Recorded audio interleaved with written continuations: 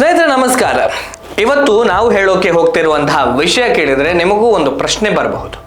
ಒಂದು ಪಕ್ಷದ ಸಾಮಾಜಿಕ ಜಾಲತಾಣ ಖಾತೆಯ ಫಾಲೋವರ್ಸ್ಗಳು ಇಷ್ಟು ವೇಗವಾಗಿ ಹೇಗೆ ಹೆಚ್ಚಾಗ್ತಾರೆ?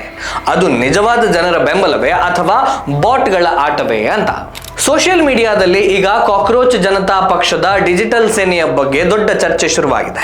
ಸುಪ್ರೀಂ ಕೋರ್ಟ್ನ ಸಿಜೆಐ ಅವರು ಆಡಿರುವಂತಹ ಒಂದು ಮಾತಿಗೆ ಹುಟ್ಟಿಕೊಂಡಂತಹ ಸಟೈರ್ ಅಕೌಂಟ್ ಅದನ್ನು ಯಾರು ಶುರು ಮಾಡಿದ್ರು, ಯಾಕಾಗಿ ಶುರು ಮಾಡಿದ್ರು, ಅದರ ಹಿಂದಿರುವಂತಹ ವ್ಯಕ್ತಿ ಹಿಂದೆ ಯಾವ ಪಕ್ಷದಲ್ಲಿ ಕೆಲಸ ಮಾಡಿದ್ರು ಅನ್ನೋದು ಈಗ ಜಗಜ್ಜಾಹೀರಾಗಿದೆ. ಹಾಗಾಗಿ ಅದನ್ನ ನಾವು ಹೇಳೋಕೆ ಹೋಗಿಲ್ಲ. ಆದರೆ ದಿನಕ್ಕೊಂದು 1000 ಲಕ್ಷ ಅಕೌಂಟ್ಗಳು ಇವರ ಪರವಾಗಿ ಪೋಸ್ಟ್ಗಳನ್ನ ಆಂಪ್ಲಿಫೈ ಮಾಡ್ತಿವೆ. ಆದ್ರೆ ಇವು ನಿಜವಾದ ಜನರ ಖಾತೆಗಳ ಅನ್ನೋ ಪ್ರಶ್ನೆ ಈಗ ಗಂಭೀರವಾಗಿ ಕೇಳಿ ಬರ್ತಾ ಇದೆ. ಯಾಕಂದ್ರೆ ಈ ಪೇಜ್ ಅನ್ನ ಫಾಲೋ ಮಾಡುವಂತ ಹಲವಾರು ಅಕೌಂಟ್ಗಳಲ್ಲಿ ಪ್ರೊಫೈಲ್ ಫೋಟೋನೇ ಇಲ್ಲ, ಕೆಲವು ಖಾತೆಗಳಲ್ಲಿ ಒಂದು ಪೋಸ್ಟ್ ಕೂಡ ಇಲ್ಲ. ಇನ್ನು ವಿಚಿತ್ರ ಅಂದ್ರೆ ಕೆಲ ಅಕೌಂಟ್ಗಳಿಗೆ ಸ್ವಂತವಾಗಿ 0 ಫಾಲೋವರ್ಸ್ ಇದ್ರೂ ಕೂಡ ಅವು ರಾಜಕೀಯ ಪ್ರಚಾರವನ್ನ ಮಾತ್ರ ನಿರಂತರವಾಗಿ ಮಾಡ್ತಾ ಇದೆ. ಇದನ್ನೇ ಇನ್ಫ್ಲೂಯೆನ್ಸರ್ ಮಾರ್ಕೆಟಿಂಗ್ ಅನಾಲಿಟಿಕ್ಸ್ ಪ್ಲಾಟ್ಫಾರ್ಮ್ ಆದ ಕೊರೋಸ್ನ ಡಿಟೆಕ್ಟ್ ಟೂಲ್ ಕೂಡ ಫ್ಲಾಗ್ ಮಾಡಿದೆ ಎನ್ನಲಾಗಿದೆ. ವರದಿಗಳ ಪ್ರಕಾರ ಸಿಜೆಪಿಯನ್ನ ಫಾಲೋ ಮಾಡುವಂತಹ ಸುಮಾರು 3 ಮಿಲಿಯನ್ ಅಕೌಂಟ್ಗಳು ಲೋ ಕ್ರೆಡಿಬಿಲಿಟಿ ಅಥವಾ ಬಾಟ್ ಲೈಕ್ ಬಿಹೇವಿಯರ್ ಹೊಂದಿದೆ ಅಂತ ಈ ಟೂಲ್ ಪತ್ತೆ ಮಾಡಿದೆ. ಅಷ್ಟೇ ಅಲ್ಲ, ಈ ಖಾತೆಗಳಲ್ಲಿ Nigeria, Kenya, Pakistan, Bangladesh, Turkey ಸೇರಿದ ಹಾಗೆ ಹಲವು ದೇಶಗಳಿಗೆ ಲಿಂಕ್ ಆಗಿವೆ ಅನ್ನುವಂತಹ ವಿಚಾರವೂ ಕೂಡ ತಿಳಿದು ಬಂದಿದೆ.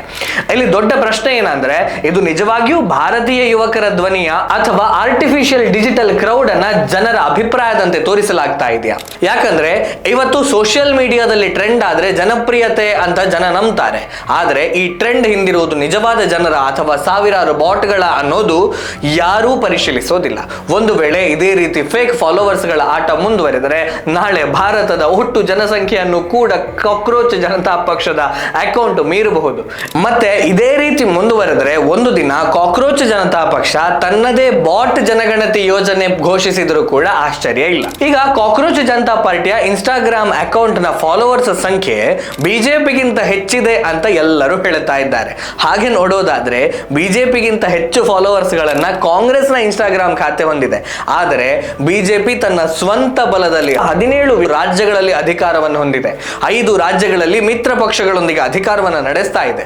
ಆದರೆ ಕಾಂಗ್ರೆಸ್ ಕೇವಲ 4 ರಾಜ್ಯಗಳಿಗೆ ಸೀಮಿತಗೊಂಡಿದೆ. ಹಾಗಾಗಿ ಇನ್ಸ್ಟಾಗ್ರಾಮ್ ಅಕೌಂಟ್ ನ ಫಾಲೋವರ್ಸ್ ಅನ್ನೋದು ಚುನಾವಣಾ ರಾಜಕೀಯಕ್ಕೆ ಮಾನದಂಡ ಅಲ್ಲವೇ ಅಲ್ಲ.